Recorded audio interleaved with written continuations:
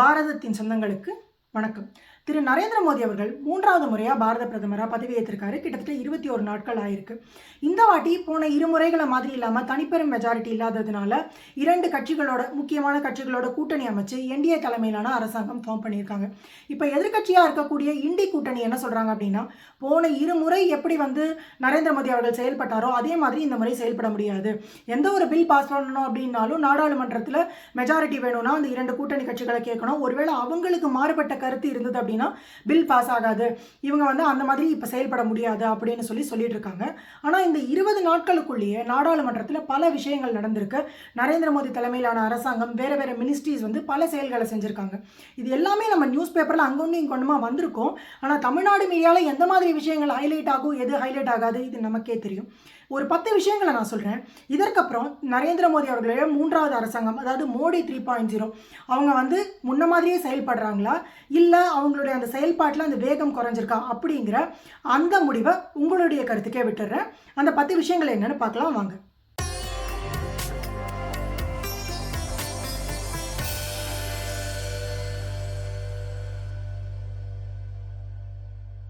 முதல் விஷயம் பார்த்தீங்கன்னா, மினிஸ்ட்ரி ஆஃப் இன்ஃபர்மேஷன் பியூரோ அப்படிங்கக்கூடிய செய்தி ஒளிபரப்புத்துறை, இவங்களுக்கு ஒரு ரெகுலேட்டரி கொண்டு வரணும் அப்படின்னு சொல்லியிருக்காங்க. ஏன் அப்படின்னு பார்த்தா, இன்னைக்கு சோஷியல் மீடியாவில் இருக்கிற யூசர்ஸ் அப்படின்னு பார்த்தீங்கன்னா, இந்தியாவில் மட்டும் கிட்டத்தட்ட 85 கோடி பேர். இதில் பல நேரங்களில் கவர்மெண்ட் சொல்கிற நல்ல விஷயங்களும் மக்களை சென்றடையுது. அதே மாதிரி இந்த ஃபேக் நியூஸஸ் அப்படின்னு சொல்லக்கூடிய தவறான பொய் செய்திகள், எங்கேயோ யாரோ ஒருத்தர் வராருன்னா இவர் குழந்தை திருடினார் வேற ஊரில் அப்படின்னு சொல்லி ஒரு தவறான செய்தி பரவி அதன் மூலியமாக மக்கள் அவரை தாக்கி, இந்த மாதிரி சம்பவங்கள்லாம் நம்ம ஏற்கனவே கேள்விப்பட்டிருக்கோம். ஸோ இதுக்கெல்லாம் ஒரு ரெகுலேட்டரி வேணும் அப்படிங்கிறதுக்காக ஒரு சட்டம் கொண்டு வர போகிறாங்க. இரண்டாவது விஷயம், இது ஒரு பர்னிங் இஷ்யூனே சொல்லலாம். நீட் எக்ஸாம்ஸ், அதில் நடந்த முறைகேடுகள், இது மாதிரி பல காம்படிட்டிவ் எக்ஸாம்ஸ் நடக்குது. இனிமே வரக்கூடிய எல்லா விதமான இந்த போட்டி காம்படிட்டிவ் எக்ஸாம்ஸ்லையும் எந்த விதமான மால் ப்ராக்டிசஸ், முறைகேடுகளும் நடக்கக்கூடாது அப்படிங்கிறதுக்காக ஒரு சட்டமே ஏற்றியிருக்காங்க. அது என்ன அப்படின்னு பார்த்தீங்கன்னா, prevention of unfair means act 2024. இது ஜூன் 21 எஃபெக்ட்டுக்கே வந்தாச்சு. இந்த சட்டத்தின் மூலமா இந்த மாதிரி எக்ஸாம்ஸில் ஒருத்தர் மாதிரி இன்னொருத்தர் போய் எக்ஸாம் எழுதுறது, இல்லை இந்த மால் ப்ராக்டிசஸ் பண்ணுறவங்களுக்குலாம் 10 ஆண்டுகள் வரைக்கும் சிறை தண்டனை, அதுக்கப்புறம் 1 கோடி ரூபாய் வரைக்கும் அபராதம். இந்த மாதிரி சட்டங்கள் கடுமையாக்கப்படும் போது தான் இந்த மாதிரி குற்றங்கள் குறையும். சரி, இந்த நீட்டில் விசாரணை நடக்குதா அப்படின்னு பார்த்தீங்கன்னா, இதற்கான விசாரணையும் நடக்குது. இதில் 4 பேர் அரெஸ்ட் பண்ணியிருக்காங்க. இதனுடைய ஆணி பேர் எங்கே இருக்கா அப்படின்னு பார்த்தீங்கன்னா, கிட்டத்தட்ட ஜார்க்கண்ட் மாநிலத்தில் தான் இது ஆரம்பிக்குது. அங்கே ஒயாசிஸ் அப்படிங்கிற ஒரு பள்ளிக்கூடம் இருக்குது. அந்த பள்ளிக்கூடத்தினுடைய வைஸ் பிரின்சிபலையே அரெஸ்ட் பண்ணியிருக்காங்க. அங்கேருந்து தான் இந்த மாதிரி லீக்கெல்லாம் நடந்திருக்கு அப்படின்னு சொல்லிட்டு இதில் கடுமையான விசாரணைகள் நடந்திருக்கு. நிச்சயமாக இதில் தவறு செய்தவர்கள் தண்டிக்கப்படுவாங்க. அதுவும் இந்த புது சட்டத்தின்படி அவங்க தண்டிக்கப்பட்டாங்க அப்படின்னா, அவங்க மேலே உள்ள குற்றம் நிரூபிக்கப்பட்டதுன்னா 10 ஆண்டு சிறை தண்டனை கிடைக்கிறதுக்கான வாய்ப்புகள் நிச்சயமாகவே இருக்குது. மூன்றாவது விஷயம், கிரிப்டோ கரன்சிக்கு எதிரான ஒரு கடுமையான நடவடிக்கை எடுத்திருக்காங்க. இந்தியாவில் கிரிப்டோ கரன்சிங்கிறது இல்லீகல், இங்கே அதை பண்ண முடியாது. ஆனால் இன்னும் பல பேர் கவர்மெண்ட்டுக்கு தெரியாமல் பண்ணலாம்னு நினச்சிட்டு இருக்காங்க. கவர்மெண்ட் இஸ் வாட்சிங் எவ்ரி ஒன். இந்தியாவில் இந்த ஆன்டி மணி லாண்டரிங் ரெகுலேஷன்ஸை என்ஃபோர்ஸ் பண்ணுறதுக்காக ஃபினான்ஷியல் இன்டெலிஜென்ஸ் யூனிட் அப்படின்னு ஒன்று இருக்குது. இங்கே இந்த வெள்ளையை கருப்பாக மாற்றுறது, கருப்பை வெள்ளையாக மாற்றுறது, இதெல்லாம் பண்ணலாம் அப்படின்னு முயற்சி பண்ணாங்க அப்படின்னு சொன்னால் அவங்க மேலே ஆக்ஷன்ஸ் எடுப்பாங்க. ஸோ இந்த மாதிரி பினான்ஸ் அப்படிங்கிற ஒரு நிறுவனம், இவங்க தான் இந்த கிரிப்டோ கரன்சியை அதிகமாக டிரான்சாக்ஷன்ஸ் பண்ணக்கூடிய நிறுவனம். இந்த நிறுவனத்துக்கு இந்தியாவில் இந்த ஆன்டி மணி லாண்டரிங் ரெகுலேஷன்ஸுக்கு 18.82 கோடி ரூபாய் பெனால்ட்டி விதிச்சிருக்காங்க. நம்ம ஏன் கிரிப்டோ கரன்சியை பேன் பண்ணணும் அப்படின்னு பார்த்தீங்கன்னா, இந்த கிரிப்டோ கரன்சி தான் இங்கே இருக்கக்கூடிய டெரர் ஆக்டிவிட்டீஸ், இல்லைனா ஆன்டி சோஷியல் எலிமெண்ட்ஸ், இல்லைனா இந்த சமூகத்துக்கு எதிரான செயல்கள் செய்கிறவங்க, இந்த ட்ரக், இந்த மாதிரி விஷயங்களுக்கு இந்த கிரிப்டோ கரன்சி ரொம்ப ஈஸியான விஷயமாயிடும். இப்போது ஒரு காலத்தில் பார்த்தீங்கன்னா காஷ்மீரில் கல் எறியறது, இந்த மாதிரியான விஷயங்கள்லாம் நடக்கும். ஸோ இவங்களுக்கான பணங்கள்லாம் எப்படி வரும், இவங்களுக்கு எப்படி டிஸ்ட்ரிபியூட் ஆகும் அப்படின்னு பார்த்தீங்கன்னா, இதெல்லாம் இந்த கிரிப்டோ கரன்சி மூலமா ரொம்ப ஈஸியாகவே நடக்கும். அதனால இந்த கிரிப்டோ கரன்சியை பேன் பண்ண வேண்டியது ரொம்ப முக்கியம். அதன் மேலே ஒரு கடுமையான நடவடிக்கை எடுத்திருக்காங்க. நான்காவது விஷயம், ஐஐடி பாம்பேயில் இருக்கக்கூடிய மாணவர்களுக்கு ஒரு 1.2 லட்சம் ரூபாய் ஃபைன் போட்டிருக்காங்க.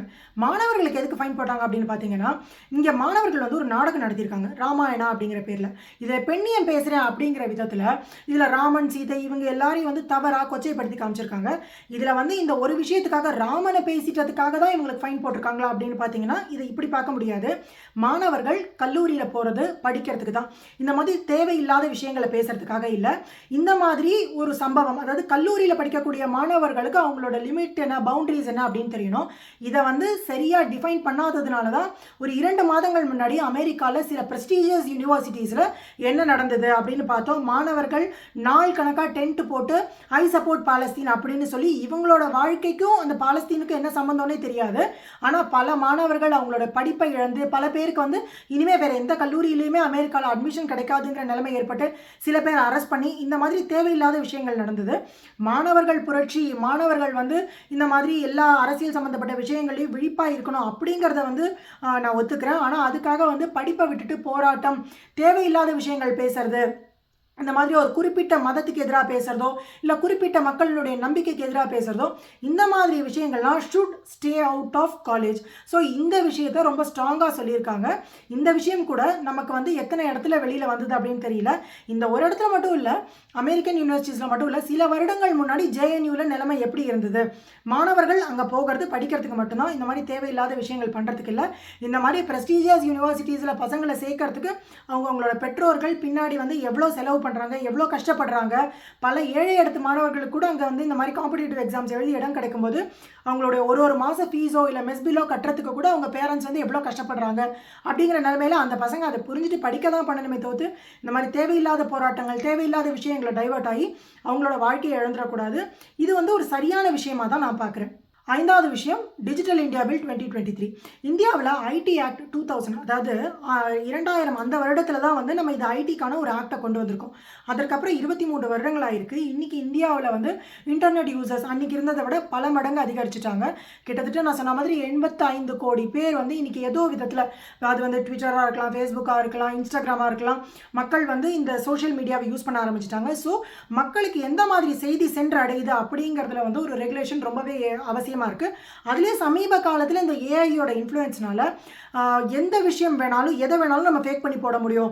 இப்போ இஸ்ரேலில் இங்கே வந்து ஹமாஸ் அந்த வார் நடக்கிற இடத்துல சம்மந்தமே இல்லாமல் ஏதோ ஒரு குழந்தை அடிபட்டிருக்கிற மாதிரி இந்த மாதிரியான இன்ஃபர்மேஷன்ஸை கூட ஃபேக்காக ஜென்ரேட் பண்ணி போட முடியுது.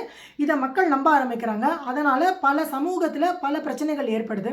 ஸோ இது மாதிரி இந்த விஷயங்கள் எல்லாம் தடுக்கணும் அப்படிங்கிறதுக்காக இந்த பில்லில் ஒரு ஏஐ சம்மந்தப்பட்ட விஷயங்களை இன்க்ளூட் பண்ணணும் அப்படின்னு சொல்லி ஒரு புதுசான இதை கொண்டு வர போகிறாங்க. இதில் வந்து ஒரு ஸ்டாட்டிஸ்டிக்ஸில் என்ன சொல்லியிருக்காங்க அப்படின்னு பார்த்தீங்கன்னா, இந்தியா உலகம் முழுக்க இருக்கக்கூடிய அந்த யூடியூப் சேனல்ஸில் கிட்டத்தட்ட 58.2 லட்சம் சேனல்ஸு, 56 லட்சம் வீடியோஸ் இதை வந்து யூடியூப் நீக்கியிருக்கு. இதற்கான காரணம் என்ன அப்படின்னு பார்த்தீங்கன்னா, டாப் 3 ரீசன்ஸ் அப்படின்னு பார்த்தீங்கன்னா, either it is spam, it is misleading or nudity, இல்லைனா சைல்டு அப்யூஸ், இந்த மாதிரி சைல்டு சேஃப்டி, இந்த மாதிரி காரணங்களுக்குனால உலகம் முழுக்க இருக்கிற 58 லட்சம் யூடியூப் சேனல்ஸ் நீக்கப்பட்டிருக்கு. அதில் 30% சேனல்ஸ் இந்தியாவிலேருந்து நீக்கியிருக்காங்க. அதே மாதிரி இந்த மெட்டா அப்படின்னு சொல்லக்கூடிய அவங்க வந்து ஃபேஸ்புக்லேருந்து வந்து 322 கோடி ஃபேஸ்புக் அண்ட் 52 கோடி இன்ஸ்டாகிராம் அக்கௌண்ட்டை நீக்கியிருக்காங்க. இதற்கும் காரணம் என்ன அப்படின்னு பார்த்தீங்கன்னா, ஸ்பேம், ஃபேக், இல்லைன்னு சொன்னால் இந்த மாதிரி நியூடிட்டி, இந்த மாதிரி ஆக்டிவிட்டீஸ்க்காக. இந்தியாவில் மட்டுமே வாட்ஸ்அப் அக்கௌண்ட் அப்படின்னு பார்த்தாலே 97.2 லட்சம் வாட்ஸ்அப் அக்கௌண்ட்டை பேன் பண்ணியிருக்காங்க. இது வந்து பலவேறு காரணங்களால், இதில் வந்து ஏதாவது அப்யூஸை டிடெக்ட் பண்ணியிருக்கலாம், இல்லைனா யூசர் கம்ப்ளைண்ட் பண்ணியிருக்கலாம், இந்த மாதிரி ஸ்பேம் ஆகிருக்கலாம், இந்த மாதிரி காரணங்களுக்கனால. அதனால் இந்த social media usage and AI அப்படிங்கிறது வந்து எப்படி ஒரு வரமாக பார்க்கப்பட்டதோ அதே அளவுக்கு ஆபத்துக்குரிய விஷயமாகவும் பார்க்கப்படுது. அதுலேயும் குறிப்பாக இந்த பெண்களை பற்றின ஆபாசமான விஷயங்கள், இல்லைன்னு சொன்னால் அவங்களுடைய ஃபோட்டோ அதை தவறான விதத்தில் சித்தரித்து அப்லோட் பண்ணுறது, இந்த மாதிரி விஷயங்கள் இன்றைக்கி அந்த மாதிரி ஃபேக் பண்ணுறதுலாம் ரொம்ப ஈஸியாக போச்சு. இந்த மாதிரி விஷயங்கள் மேலே ஒரு கடுமையான நடவடிக்கை எடுக்கணும் அப்படிங்கிறதுக்காக இந்த டிஜிட்டல் இந்தியா 2023 அப்படிங்கிற இந்த ஆக்டுக்குள்ள ஏஐயை இன்க்ளூட் பண்ணுறதுக்கான ஒரு பில்லை பாஸ் பண்ண போகிறாங்க. 6வது விஷயம், கிரேட்டர் நிக்கோபார் ப்ராஜெக்ட். அதாவது 72,000 கோடி ரூபாய் மதிப்பிலான ஒரு ப்ராஜெக்ட். இதை வந்து அந்தமான் நிக்கோபாரில் பண்ண போகிறாங்க. இதன் மூலியமாக அங்கே வந்து ஒரு புதிய டிரான்ஸ்ஷிப்மெண்ட் ஹப் வரப்போகுது, ஒரு ஏர்போர்ட் வரப்போகுது. அதே மாதிரி அந்த ஊருக்கான டூரிசமும் டெவலப் ஆக போகுது. அது ஏன் அந்தமான் நிக்கோபார் பண்ணணும் அப்படின்னு சொன்னால், அது வந்து ரொம்ப ஸ்ட்ராட்டஜிக்கான லொக்கேஷனில் இருக்குது. அந்த இடத்துல ஏன் டிரான்ஸ்ஷிப்மெண்ட் ஹப்பை கொண்டு வரணும் அப்படின்னு பார்த்தீங்கன்னா, அது வந்து இங்கே இருக்கிற ஸ்ரீலங்கா, மலேசியா, சிங்கப்பூர், இந்த மாதிரி எல்லா நாடுகளுக்கும் ரொம்ப ஒரு ஈக்வி டிஸ்டன்ஸில் இருக்குது. அது மட்டும் இல்லாமல் இந்த கடல் வழித்தடத்தில் முக்கியமான தடமாக இருக்கக்கூடிய 10 டிகிரி சேனலில் இருக்குது. இந்த இடத்துல ஏன் இந்த டிரான்ஸ்ஷிப்மெண்ட் ஹப்பை கொண்டு வரணும், அதனுடைய இம்பார்ட்டன்ஸ் என்ன அப்படிங்கிறதுக்கு நான் ஏற்கனவே ஒரு தனியான காணொலி போட்டிருக்கேன். மேலும் விவரங்கள் தெரிஞ்சுக்க விரும்புகிறவங்க அந்த காணொலியை செக் பண்ணி பாருங்கள். 7வது விஷயம், G7 சம்மிட். ஸோ இது என்ன புதுசு? ஏற்கனவே வந்து இது வரைக்கும் 11 வாட்டி இந்தியா வந்து G7 சம்மிட்ல கெஸ்ட்டாக போயிருக்காங்க. இது வரைக்கும் 5 வாட்டி, இது 5வது வாட்டியாக நம்மளுடைய பாரத பிரதமர் நரேந்திர மோடி அவர்களே எங்கள் கெஸ்ட்டாக போகிறாரு. இது என்ன முதல் வாட்டி இவர் போகிறாரா? இல்லை இல்லை என்ன ரொம்ப புதுமையான விஷயம் இருக்கா அப்படின்னு யோசிக்கலாம். இந்த வாட்டி இட்டாலி ஹோஸ்ட் அவங்க தான் வந்து மெலோனி தான் வந்து நம்மளுடைய பாரத பிரதமரை வந்து இன்வைட் பண்ணியிருக்காங்க. அந்த இடத்துல நம்மளுடைய பாரத பிரதமருக்கு கொடுக்கப்பட்டிருந்த மரியாதை என்ன? அதுவும் இந்த வாட்டி பார்த்தீங்கன்னா புதுசாக 3வது முறை கவர்மெண்ட் ஃபார்ம் பண்ணியிருக்காங்க. இந்தியா வந்து இந்த ஆட்சி இங்கே எவ்வளோ ஸ்திரமாக இருக்குது அப்படிங்கிறத வெஸ்டர்ன் கண்ட்ரீஸ் ரொம்பவே உத்து பார்த்துட்டு இருக்காங்க. ஒருவேளை அவங்க வந்து இது ரொம்ப வீக் கவர்மெண்ட்டு, இவங்களால எந்த விதமான முடிவுகளையும் இதுவாக எடுக்க முடியாது அப்படிங்கிற நிலைமையில இருந்தால் அவங்கள இந்த மாதிரி இன்வைட் பண்ணியிருப்பாங்களான்னு தெரியல. இதில் போனதில் இன்னொரு முக்கியமான விஷயம் என்ன அப்படின்னா India middle east economic corridor. இதை வந்து இந்தியா ஒரு ட்ரீம் ப்ராஜெக்டாக எப்படி வச்சுருக்கோம் அதே மாதிரி வெஸ்டர்ன் கண்ட்ரீஸ், ஏன்னா சைனாவோட பெல்ட் அண்ட் ரோடு இனிஷியேட்டிவ் அப்படின்னு சொல்லக்கூட இந்த BRI இல்லைனா ஒன் பெல்ட் ஒன் ரோடு அப்படின்னு சொல்லுவாங்க. அதற்கு எதிரான ஒரு ப்ராஜெக்டாக இந்த வந்து இந்த IMEC அப்படின்னு சொல்லக்கூடிய இந்தியா மிடில் ஈஸ்ட் எக்கனாமிக் காரிடாரை வந்து உலக நாடுகள் அதுலேயும் குறிப்பாக வெஸ்டர்ன் கண்ட்ரீஸ் பார்க்குறாங்க. அதனால இந்த ப்ராஜெக்ட் வந்து சக்ஸஸ் ஆகணும், இதனுடைய வேலைகள் சீக்கிரமாக முடியணும் அப்படின்னு சொல்லி பார்க்குறாங்க. இது என்ன அப்படின்னு சொன்னால் இந்தியாவிலேருந்து இந்த கடல் வழியாகவும் தரை வழியாகவும் மிடில் ஈஸ்ட் கண்ட்ரீஸ் வழியாக, அதாவது UAE சவுதி இதன் வழியாக யூரோப் அடையக்கூடியதுக்கான ஒரு வழித்தடம். இதில் வந்து ட்ரெயின் இருக்கும், இடையில சி ரூட் இருக்கும், அதற்கப்புறம் வந்து ரோட்ஸ் இருக்கும். இது எல்லாத்துக்கான வேலைகளை இந்தியா வந்து இந்த அரபு நாடுகளோடு சேர்ந்து பண்ணிட்டு இருக்காங்க. அதுலேயும் சமீபத்தில் இந்தியா UAE ரிலேஷன்ஷிப் எப்படி இருக்குது, இந்தியா சவுதி ரிலேஷன்ஷிப் எப்படி இருக்குது, எல்லாத்தையுமே நம்ம பார்த்துட்டு இருக்கோம். அந்த நாட்டினுடைய அரசர்கள் வந்து இந்தியா கிட்ட எப்படி பழகிட்டு இருக்காங்க, அதுவும் குறிப்பாக நரேந்திர மோடி அவர்கள் கிட்ட என்ன மாதிரி ஒரு உறவு முறையில் இருக்காங்க அப்படிங்கிறது தெரியுது. இன்னமும் உலக நாடுகள் சைனாவுக்கு சரியான செக்கு வைக்கக்கூடிய ஆசியாவில் இருக்கக்கூடிய ஒரே நாடு இந்தியா அப்படிங்கிற அந்த ஒரு நம்பிக்கை அவங்களுக்கு ரொம்ப ஸ்ட்ராங்காக இருக்கிறதுனால மட்டும்தான் இந்த இடத்துல இந்தியாவை கூப்பிட்டுருக்காங்க. IMEC அப்படிங்கிற அந்த வழித்தடத்தை ரொம்ப ஸ்ட்ராங்காக சப்போர்ட் பண்ணுறாங்க. ஸோ இதுவும் பார்த்தீங்க அப்படின்னு சொன்னால் நரேந்திர மோடி அரசாங்கம் மோடி 3.0 அதே அளவுக்கு ஸ்ட்ராங்காக தான் உலக தலைவர்களால் உலக நாடுகளால் பார்க்கப்படுது. 8வது விஷயம் பார்த்தீங்கன்னா வாதவன் போர்ட். இது கிட்டத்தட்ட 76,220 கோடி ரூபாய்க்கான ப்ராஜெக்ட். எப்படி நம்மளோட கிழக்கில் வந்து நம்ம அந்தமான் நிக்கோபாரில் ஒரு டிரான்ஸ்ஷிப்மெண்ட் ஹப்பு கொண்டு வரணும்னு முயற்சி பண்ணுறோமோ அதே மாதிரி இங்கே மேற்கில் வந்து மகாராஷ்டிராவில் தஹனு அப்படிங்கிற ஒரு இடத்துல இந்த மாதிரி ஒரு போர்ட்டை கொண்டு வரதுக்கான ப்ராஜெக்டை ஸ்டார்ட் பண்ண போகிறாங்க. ஏற்கனவே விழிஞ்சமில் கேரளாவில் இருக்கக்கூடிய விழிஞ்சமில் வந்து ஒரு டிரான்ஸ்ஷிப்மெண்ட் ஹப்பை வந்து ஆல்மோஸ்ட் அந்த வேலைகள்லாம் முடிச்சிட்டாங்க. இதை பற்றின ஒரு காணொலியும் நான் ஏற்கனவே போட்டிருக்கேன். அதை பற்றின விவரங்கள் மேலும் தெரிஞ்சுக்க விரும்புகிறவங்க அதை செக் பண்ணி பாருங்க. ஸோ இந்தியா அப்படிங்கிறது வந்து நம்ம 3 பக்கமும் கடலால் சூழப்பட்ட நாடு அப்படிங்கிறதுனால நம்மளுடைய இந்த கடல் வழித்தடத்தில் ரொம்ப முக்கியமான இடத்துல இருக்கும். அதுவும் இந்த இந்தோ பசிபிக் ரீஜன் அப்படின்னு சொல்லக்கூடிய இந்த இடத்துல ரொம்ப முக்கியமான இடத்துல இருக்கும். ஆனால் இத்தனை காலங்கள் வந்து நம்மளோட இந்த ஸ்ட்ராட்டஜிக் இம்பார்ட்டன்ஸை நம்ம ரொம்ப யூஸ் பண்ணிக்கவே இல்லை. நம்ம பக்கத்தில் இருக்கக்கூடிய ஹாங்காங், சிங்கப்பூர், இந்த மாதிரி ஸ்ரீலங்கா இந்த மாதிரி நாடுகள் கூட இந்த கடல் வழித்தடத்தை உபயோகப்படுத்தி அவங்களுக்கு வந்து ஒரு குறிப்பிட்ட அளவு ரெவென்யூ இதுலேருந்து வருது. அதே மாதிரி சைனா தான் பார்த்தீங்கன்னா இந்த மொத்த இடத்துலையுமே இந்த கடல் வாணிபத்தில் இல்லைனா இந்த சி டிரான்ஸ்போர்ட்டில் ஒரு கோலோச்சர நிலைமை இருக்குது. இதற்கு மாற்றாக ஒரு இடம் வரணும் அப்படின்னு சொன்னால் அது வந்து இந்தியாவால் தான் முடியும். நம்ம இத்தனை நாள் யூஸ் பண்ணிக்காத அந்த ஸ்ட்ராட்டஜிக் அசெட்ஸு இல்லைன்னு சொன்னால் அந்த ஜியோகிராஃபிக்கலி நமக்கு இருக்கக்கூடிய அட்வான்டேஜ் எல்லாத்தையும் இப்போ நம்ம யூஸ் பண்ணிக்க ஆரம்பிச்சிருக்கோம். 9வது விஷயம் INSTC India north south transport corridor. இது வந்து கிட்டத்தட்ட 2000 அந்த வருடத்தில் துவக்கப்பட்ட ஒரு திட்டம். இது வந்து இந்தியாவிலேருந்து நேரடியாக வேர்ல்டோஸ்டாக் அப்படின்னு சொல்லக்கூடிய ரஷ்யாவில் இருக்கக்கூடிய அந்த துறைமுகத்துக்கு போகிறதுக்கான ஒரு திட்டம். சுயஸ் கெனால் இந்த வழியை தவிர்த்து நேரடியாக போகிறதுக்கான ஒரு திட்டம். அப்போ ஆரம்பிக்கப்பட்ட திட்டம். ஆனால் அது பார்த்திங்கன்னா பல வேறு காரணங்களால், இடைப்பட்ட போர்களால், இன்னும் எத்தனையோ காரணங்களால் இது நிறைவேறாமல் இருந்தது. ஆனால் இதில் இப்போ ஒரு முக்கியமான முன்னேற்றம் ஏற்பட்டிருக்கு. என்ன அப்படின்னு பார்த்தீங்கன்னா ரஷ்யாவிலேருந்து இந்தியாவுக்கு கோல் ட்ரெயின் மூலியமாகவும் இல்லை இந்த INSTC ரூட் மூலயமா இது ட்ரெயினில் வரும். அதுக்கப்புறம் கொஞ்சம் நேரம் வந்து கப்பல்கள் வழியாக வரும். அந்த வழியில் முதல் முறையாக ரஷ்யா நமக்கு கோல் டெலிவர் பண்ண போகிறாங்க. இது வந்து ஒரு மிக முக்கியமான ஒரு மைல்ஸ்டோன் அப்படின்னே சொல்லலாம். ஏன்னா சுயஸ் கெனால் வழித்தடம் மட்டும்தான் இப்போ வந்து நமக்கு இத்தனை நாள் ஒரு முக்கியமான வழித்தடமாக இருந்தது. இதன் மூலயமா ஒரு கப்பலை நம்ம அனுப்புறதுக்கோ இல்லை அதனுடைய அந்த ட்ராவல் டைமோ பார்த்திங்கன்னா 40 நாள் 45 நாள் இருந்த இடத்துல இப்போ வந்து அதில் பாதியாக குறைஞ்சிரும். இந்த கப்பலினுடைய அந்த டிரான்ஸ்போர்ட் டைம் குறையிறதுனால அந்த கண்டெய்னர் சார்ஜஸ், ஃபியூவல் சார்ஜஸ், இன்னும் பல விஷயங்கள் வந்து நமக்கு ரொம்பவே குறையும். கிட்டத்தட்ட வந்து ஒரு 7200 கிலோமீட்டருக்கான வழித்தடம் இது. இது மட்டும் இல்லாமல் இங்கே ஏற்கனவே ரஷ்யாவுக்கு மேலே பல பேன் இருக்கிறது தெரியும். பல கண்ட்ரி வந்து சாங்ஷன்ஸ் போட்டிருக்காங்க. ஆனால் இந்தியா வந்து இந்த இடத்துலையுமே இதற்கு முன்னாடி வந்து ரஷ்யாவிலேருந்து ஆயில் வாங்கக்கூடாது அப்படின்னு சொல்லும்போது நம்மளுடைய ஜெய்சங்கர் அவர்கள் வந்து வெஸ்டர்ன் மீடியாவுக்கு கொடுத்த பதில் நமக்கு தெரியும். இது வந்து மோடி 2.0 கொடுத்தாரு. ஆனால் அதுலேருந்து எந்த விதமான மாற்றமும் இல்லாமல் Modi 3 3.0 is nothing but a copy of Modi 2.0 அப்படிங்கிறத வந்து திரும்ப ப்ரூவ் பண்ணியிருக்காங்க. ஏன்னா முன்னாடி ஃபுல் மெஜாரிட்டியாக இருக்கும்போது இவங்க வந்து உலக நாடுகள் சொல்கிறதெல்லாம் கேட்காம இல்லை நான் வந்து என் நாட்டிற்கு என்னது நல்லது அதுதான் செய்வேன் அப்படிங்கிற மாதிரி இருந்தாங்க.